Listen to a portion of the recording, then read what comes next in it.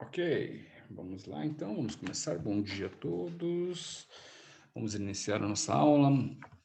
Página 5, polis grega, o que deve ser, o que é a polis grega, né? Seguida do assunto chamado os mitos, né? Mitologia grega. Isso é um assunto bacana, né? A maioria da garotada gosta, né? Sobre esse tema. Por ser um tema que ele reflete, né, a condição a qual o ser humano gostaria de ter, né? Os poderes que o ser humano gostaria de ter, né? Você já imaginou se vamos colocar, com o que nós já temos, o que nós somos, nós já fazemos um estrago, imagina se nós fôssemos iguais aos deuses ou semideuses, né? Da Grécia Antiga ou de outras culturas mitológicas, né? Então, o que é a polis grega, né? É difícil imaginar como seria a vida das pessoas se as cidades não existissem realmente, né? As cidades, a polis significa cidades, né?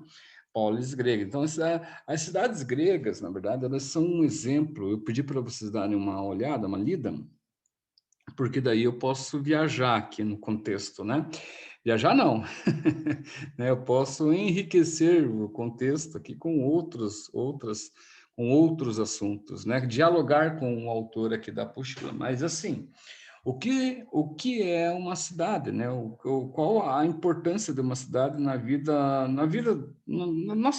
em nossas vidas, né?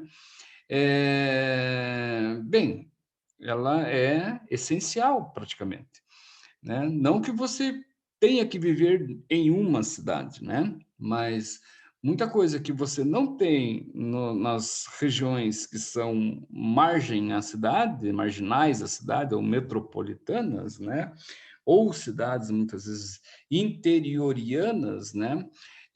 Você recorre às grandes cidades, né? Por exemplo, né? Eu moro numa capital, Curitiba, mas tem coisas que eu não consigo achar em Curitiba, só em São Paulo. Tem coisas que São Paulo não tem e só se acha em Nova York. Tem coisas que Nova York não tem e só se acha lá no Tóquio. Vocês estão entendendo? Então, as grandes cidades, elas comportam todo esse complexo cultural, sociológico, né, material, enfim, de uma série de coisas, de questões que nós só encontramos nesses lugares, tá? É assim que foi a formação das cidades, né? As cidades, elas se formam justamente, né, com esse intuito, né, da necessidade, né, de um para com o outro, né, dos habitantes que fazem parte daquele espaço físico, né? Por isso, as cidades, elas são primordiais, elas têm a necessidade de existir, principalmente num mundo onde hoje tudo depende do quê? Do dinheiro, né? Tudo depende, todo e qualquer, se não vive no mundo, pelo menos no Ocidente, se não tiver dinheiro, né? Então, as cidades são meios onde você conseguir dinheiro, onde você sobrevive, né? Então, essa é a grande importância. Essas cidades, esse modelo que nós temos de cidades, elas se encontram lá nesse período da Grécia Antiga. A Grécia Antiga, ela vai ser o momento, né? Melhor, esse povo, a Grécia, né? Os gregos, eles vão surgir, né? Ao longo do nosso calendário, né? Antes e depois de Cristo, no nosso calendário, eles vão surgir como uma influência para as nossas culturas, né? É claro que, né, somos influenciados pelos gregos porque os portugueses, né, dominaram aqui o Brasil.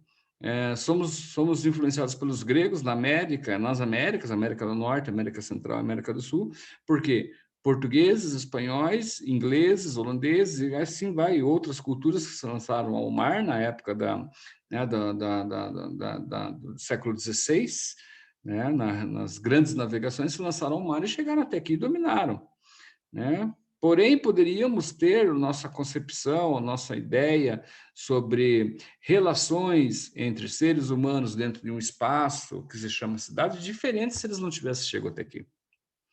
Estão ligados? Poderia ser diferente, cara. A gente conhecia a cidade, a gente conhecia a relação, a questão social, por intermédio das culturas aqui, das culturas ameríndias, dos índios, né? Da relação dos tupis com os incas, né? Com os incas, com os maias com os astecas, e assim era. Que ligava, né? Então, nós tínhamos uma ligação entre América do Norte, América Central e América do Sul. Talvez a nossa cultura aqui fosse diferente com relação às cidades, né? Quem sabe até melhor, né? Ou não. Nós temos, né, sempre uma incógnita quando você fala desse, né, de um passado que não aconteceu, tá? Então aqui nós temos a polis gregas, né? Então é difícil de imaginar como seria a vida das pessoas se as cidades não existissem. Em todo o mundo ainda há milhões de pessoas que vivem no campo, mas nem assim elas deixam de se relacionar diretamente com o meio urbano. Foi o que eu falei com vocês. Ainda mais hoje, deixa eu fazer ainda mais hoje, ó, por isso que é bom vocês lerem. Quando vocês leem, eu preciso de pouco para. Aqui eu tenho que buscar informação para mostrar onde que eu estou tirando, etc. Quando vocês leem, eu posso passar batido, como estou fazendo aqui, né, assim, esporadicamente aqui, né? O que eu ia falar? Assim, ainda mais hoje. A nossa relação hoje, ela se encurtou um pouco, né, da relação presencial, né? Assim como nós estamos fazendo agora, né? Eu estou em Curitiba, vocês estão em São Paulo, outro não está em, parece não sei onde. Bom, enfim, nós estamos a uma distância, né, considerável uns dos outros, mas estamos se comunicando em tempo real, né? Então, nós estamos falando de uma cidade para outra em tempo real. Hoje, com a informática, possibilita isso, né? Mas até um tempo atrás, até pelo menos o final do século XX, aí, né, de 1900, a relação do homem no campo com a cidade era totalmente presencial, né? O cara tinha que sair da cidade, aliás, sair do campo e ir à cidade, né? Também, e geralmente, né, era pouco, né, do homem da cidade ir para o campo, né? Era mais o homem do campo ir para a cidade. Ele ia levar aquilo que produzia no campo, ele ia comprar aquilo que não encontrava em sua cidade, enfim, ele ia lá uma vez ou outra para uma questão lá de recreação, né? Levar a família passear, levar a família passear para a cidade. Essa era a palavra. Então, nós temos uma mudança que ocorreu, porém, essa mudança ainda assim, né, ela não desmembra essa ideia de uma cidade, né, ela não desmembra a importância de uma cidade, né? Ela não ofusca a importância de uma cidade, né, diante de outras cidades interiorianas ou de outras, vamos colocar, municípios, de outras regiões metropolitanas. Ainda a cidade continua sendo o ponto, né, principal, né, do encontro entre as pessoas, né? Ou seja, para comércio, ou seja, para entretenimento, enfim. Tá? Continuando lá. É nele, ou seja, nesse centro urbano, no meio urbano, que estão conectadas, aliás, concentradas as decisões políticas, as finanças, os mercados e a infraestrutura necessária para o desenvolvimento da civilização. Por menor que seja a vila, é lá que é a feira, a festa, as trocas que garantem a sobrevivência. Então, é, veja bem, por mais que seja uma cidade pequena, mesmo assim, ela ainda concentra, né, um grande número de pessoas, tá, afins, né, com afinidades em comum, ou seja, o comércio, a questão da religião, por exemplo, né, ou a questão da própria, como eu falei, do próprio entretenimento, como a apostila coloca aqui para vocês, né? Então, nós temos nesse espaço, nesse ponto que nós temos uma relação. É essa relação que se deu na Grécia Antiga, no surgimento. Olha lá, isso que ele vai falar agora. Na Grécia Antiga, as cidades eram chamadas de poleis, plural de polis, cidades-estado. O que é essa cidade-estado? Cidade-estado ele já vai explicar aqui, mas eu já explico da minha forma também. O aparecimento delas por volta do século 8 antes de Cristo, ou seja, 700 anos antes de Cristo, está ligado ao fortalecimento da produção artesanal e do comércio, e coincide com o surgimento da filosofia. Tá? A configuração das cidades, aliás, é um convite à filosofia, no caso grego. Elas deram origem a instituições e práticas que estimulavam o pensamento crítico. Sim, as cidades, elas são exatamente... Por que elas são um convite à filosofia? Porque há concentração de pessoas, e quando há concentração de pessoas, né, nós percebemos que nem todo mundo, ou nem todas as pessoas, né, agem de uma forma igual, certo? Naturalmente, cada pessoa, ou muitas vezes, cada cultura entra em choque, certo? E tende, a partir do momento que se tem uma cidade, tende a haver um convívio saudável. Para que isso aconteça, tem de existir leis.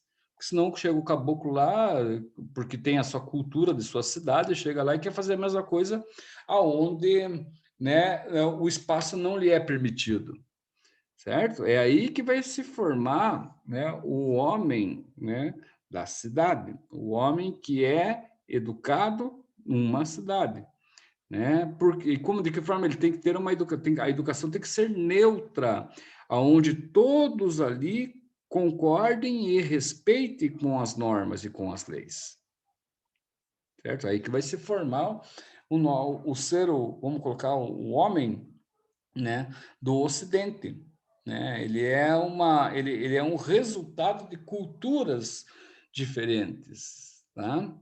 Por isso que se fala muito sobre a questão do respeito, né? Uma cidade, geralmente uma cidade é cosmopolita, ou seja, o que é cosmopolita? Ela recebe influências de várias culturas, tá? Então, quando ela recebe a influência de várias culturas, ela forma uma espécie de uma cultura não única, mas uma cultura sedimentada. Ela se sedimenta, ela vai se fortificando por intermédio de outras culturas, né, que vêm e que surgem para colaborar, né, com o comum, com o que todos entendam da mesma forma, todos entendam e respeitem. Ah, mas então quer dizer que as cidades são maravilhosas? Não, muito pelo contrário. As cidades não são tão maravilhosas assim. Existe uma lei, existe uma norma, mas nem todo mundo respeita isso tudo, né? Por quê? Porque a tendência das cidades sempre é o quê? Crescer. Dessa forma, né, a cidade não para.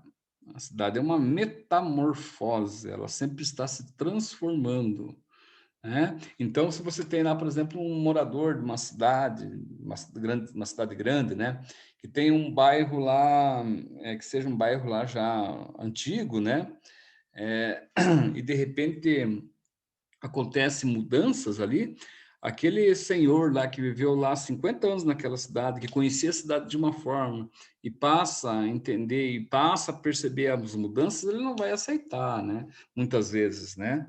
Ele é tradicionalista, ele vai falar, no meu tempo, não tem aquela do meu tempo? Então, o meu tempo já era. Por quê? Porque está vindo está vindo uma transformação daquilo que está ali.